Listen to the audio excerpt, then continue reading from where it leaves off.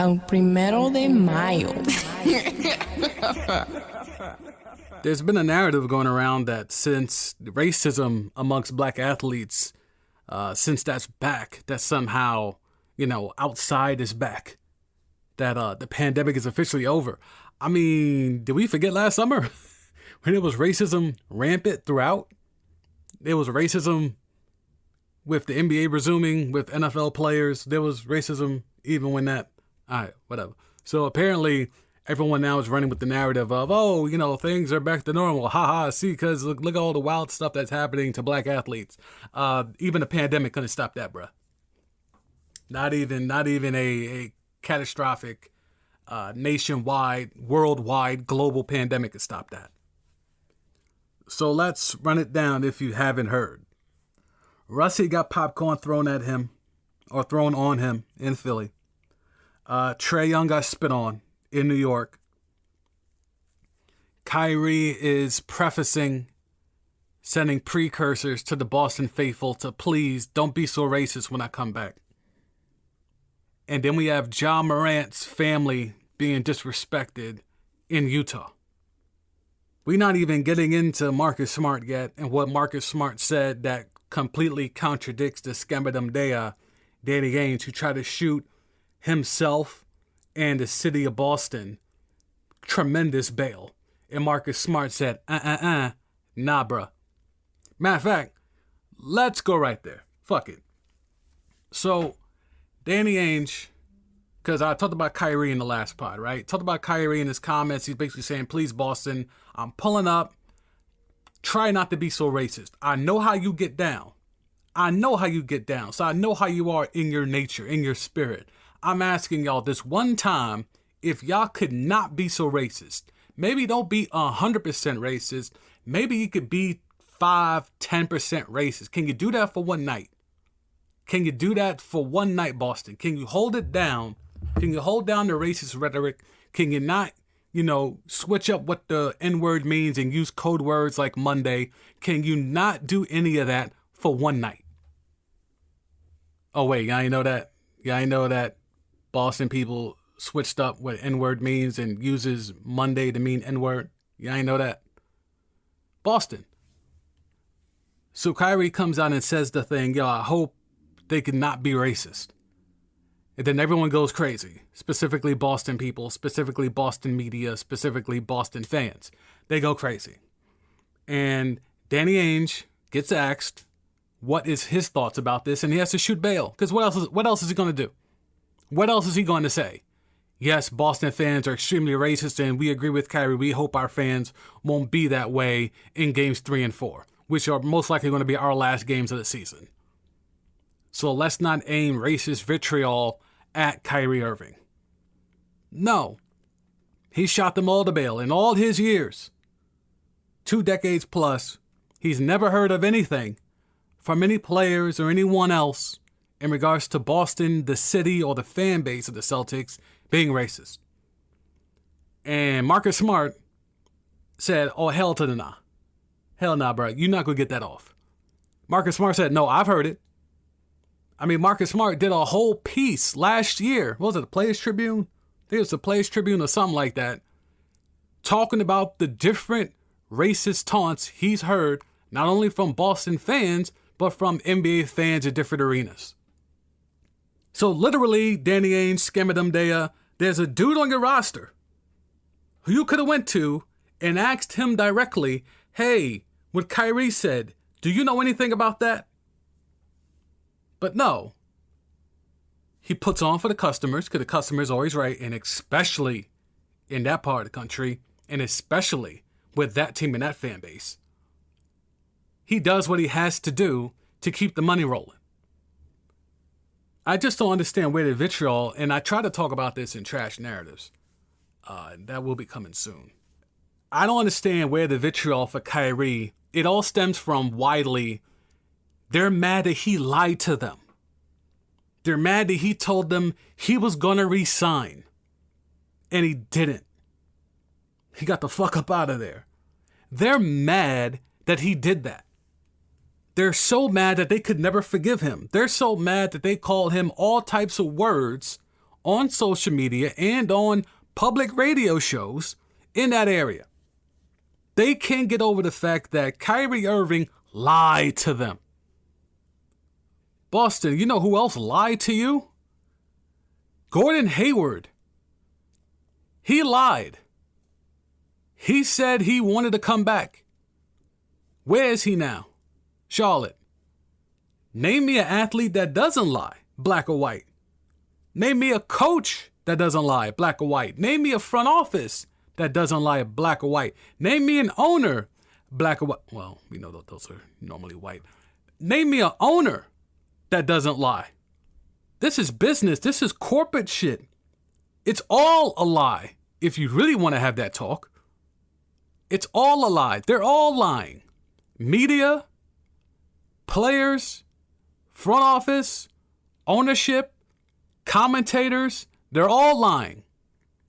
Because there's money to be made. You are the money. You are the consumer. You are the customer. They're going to say whatever they got to say to make sure you keep coming back. When black fans in the NFL made noise and said, yo, because of Kaepernick, we not coming back. What the hell did the NFL do?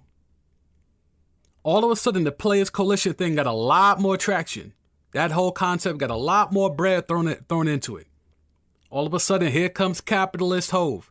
Because we got to put a black spin on this to get some of our black fan base back. Even though we only really care about the white ones, we still need some black ones. Because some of them got money.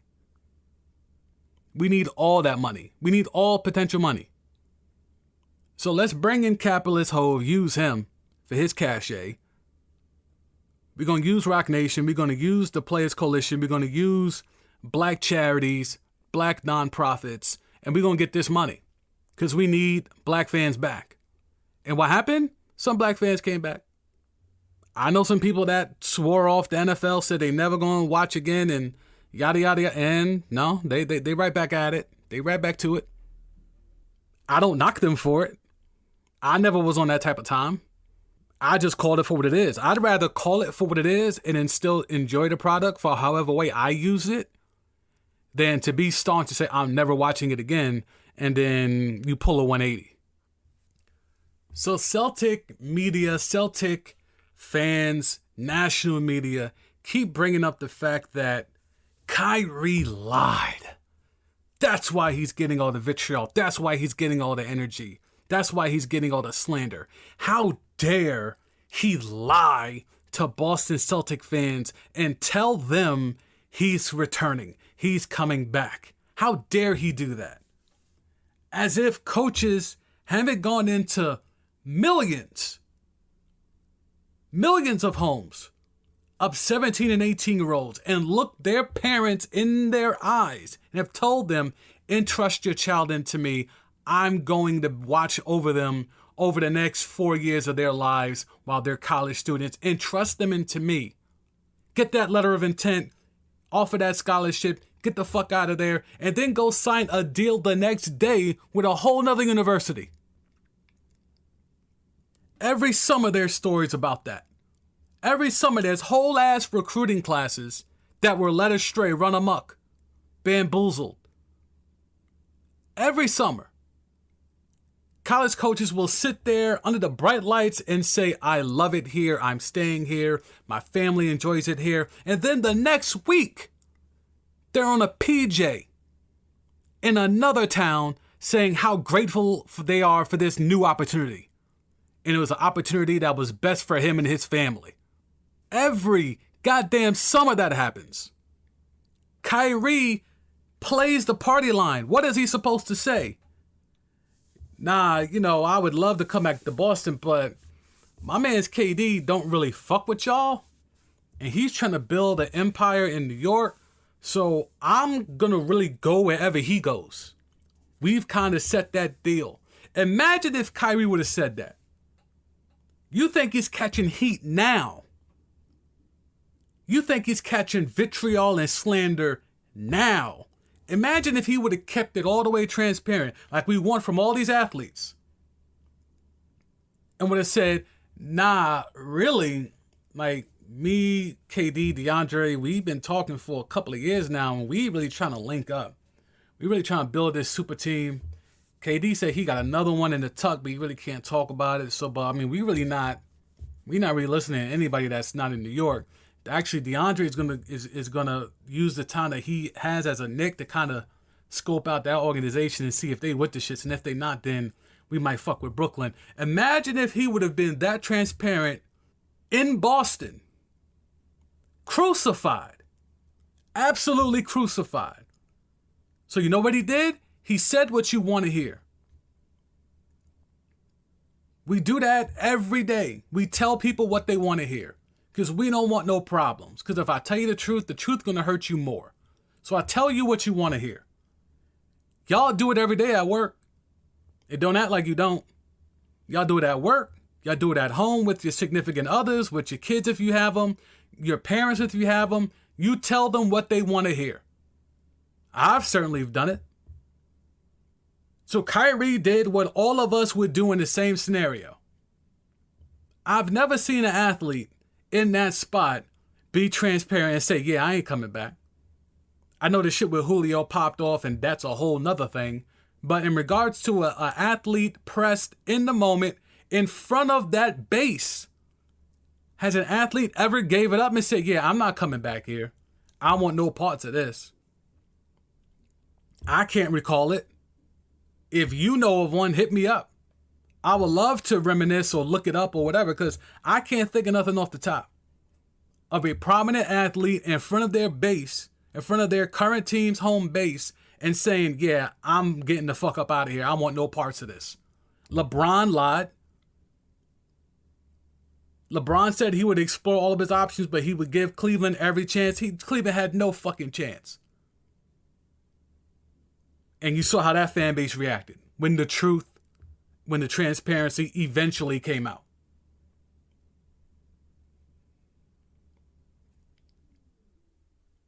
This is the game. You tell people what they want to hear. So the fact that Boston feels so slighted, so insulted, that Kyrie told them what at the time they wanted to hear. And there's prominent media people that I fuck with that are actually saying like that was the reason why the Celtics haven't really reached their apex, is because Kyrie bounced on them. And that's what made me do the trash narrative on. Like I said, I can't believe people are bugging out about this. I can't believe people are really jumping off the cliff, jumping out the window, putting all that on Kyrie. As if the Scamadum Dea hasn't been able to trade for anything significant outside of, extra lottery picks 30 years into the future. And the boy genius being out-schemed on pick and rolls. But it's Kyrie's fault. Kyrie said no, and that was the first domino. The fuck out of here. You have two potential top 15 players. Some would say Tatum's top 10. I'm not. Both of them is top 15. If you want to be really slanderous, you could say they're both top 20. Eastern Conference Finals 3 out of the last 4 years. Definitely not making it 4 out of 5. But even still, Eastern Conference Finals 3 out of the last 5 years is still impressive. But it's not enough. And I don't know if Kyrie would have stayed if that's enough. Boston is who we have always known them to be. Marcus Smart, who has dealt with shit all the way through college. Remember Marcus Smart? He ran up in the crowd when he was at Oklahoma State. He ran up in the crowd and got up in a booster's face. That was a booster. That was an important dude that was talking crazy.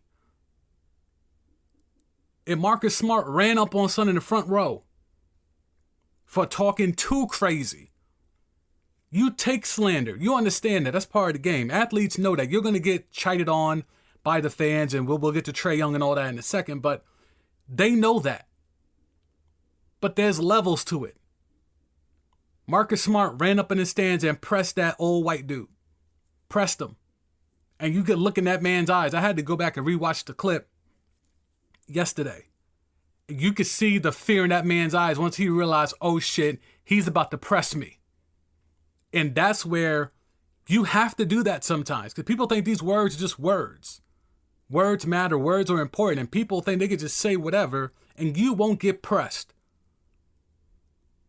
So Marcus Smart ran up on Son and let him know, nah, dog, you can get pressed. And he did that as a college athlete where he has no power.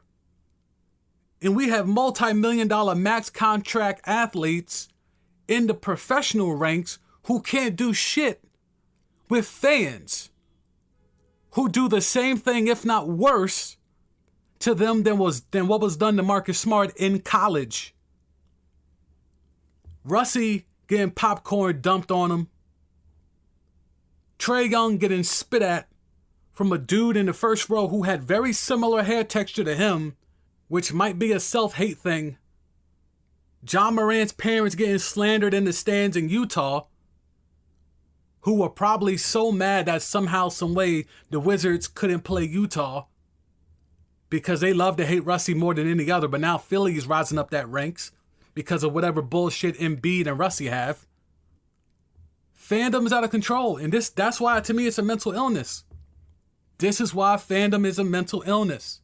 Only fandom can make you think, well, racism too, but racism also is a mental illness, so they both one and the same. But that fandom to think, you're Philly, my team is winning, my team is blowing out the Wizards. Russie's having a bad game and he's hurt. He's limping off the court with help. And you just want to dump popcorn on Son? For what? What part of fandom is that? What part of racism is that? What part does any of it? What part does common sense play in any of it? You're Utah. Yeah, Ja Morant got off on you. He's been killing y'all. But you get the split. You got your best player back, the best player in the whole series, Donovan Mitchell. You're winning. And you're going to throw shade at Ja Morant's mother? Call out his pops? Trash that man's whole family? For what? What's the point?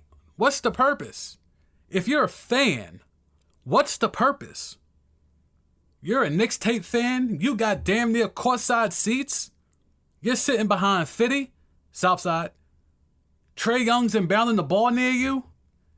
And you feel like you're so angry looking at that man with that hair kill your team that you want to spit on him? When you probably go to the same barber as Trae Young? What part of fandom is that? What part of mental illness is that? As much as I'm glad we don't have another Malice in the Palace type situation, I wonder why we can't get a Mad Max, Vernon Maxwell type story again. Like, Mad Max, Vernon Maxwell, player for the Houston Rockets back in the day, was on that first championship team. He pulled up. Fan was talking shit. I think it was in Portland. Fan was talking shit. Crazy shit, too. Slandering him, his family. But then mans went too far. Mans went too far. Talked about his stillborn child. Right. So, did Mad Max have the, Captain Jack reaction? Did he start hopping over seats and jumping up rows? No. Did he do the Rusty and point at Son like, is this your man's? Like, is this? No. Did he give a little turn around and sly smile to the crowd like Trae Young? No. You know what Mad Max did? He calmly got up, proudly walked up the steps, approached that fan, and knocked him the fuck out. Like, clean shot. Knocked him the fuck out. And you know what he got? He didn't get the Artest thing of got suspended the rest of the season, and Captain Jack and Jamal Tinsley, all them dudes got suspended, upwards of 30, 40, 50 games or whatever. Mad Max got 10 games. 10 games for going up into the stands, knocking a paying customer, flat the fuck out. 10 games. And you wonder why we question the toughness of this era's game of basketball. You wonder why. I mean, shit, even Derrick Rose is now saying it, like, this era of basketball is soft. Players and fans. That's how I took it anyway. I read between the lines on that. He said today's game, today's players are soft. And you wonder why we say that. It's because in the 80s, in the 90s, you could be Mad Max and just calmly walk into the stands and knock a motherfucker out. And only get 10 games. And I'm sure the players union tried to fight that to get it down even lower. But now, you're supposed to get spit on. You're supposed to take that. They're dumping popcorn on you. You're supposed to take that. Some man's is slandering your whole family. With your family there present, you got to take that.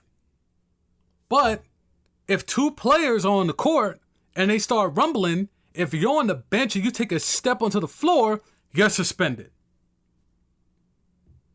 The overreaction, the over punitive reaction is so problematic in today's basketball, in today's sports, really, in today's lifestyle, in today's society, really.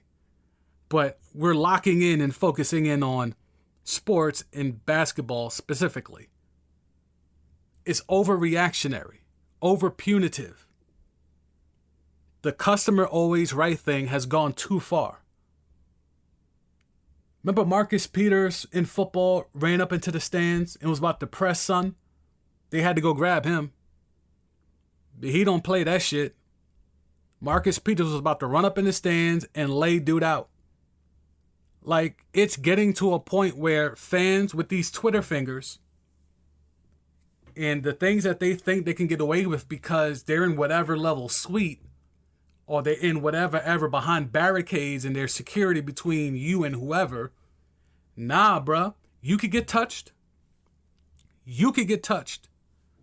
And that's why the leagues have to put in all these stipulations to make it so the players aren't incentivized to go up in the stands. What did Marcus Peters get for that? Did he get suspended for that? I mean, he didn't make contact with the fan. I don't feel like looking it up, to be quite honest. But I remember that. He was about to run up in the stands. The way he was talking, he meant every syllable of that shit. Every fucking syllable. He meant that shit. He was going to get up in them. If he would have got his hands on son, it would have been problems. It would have been problems.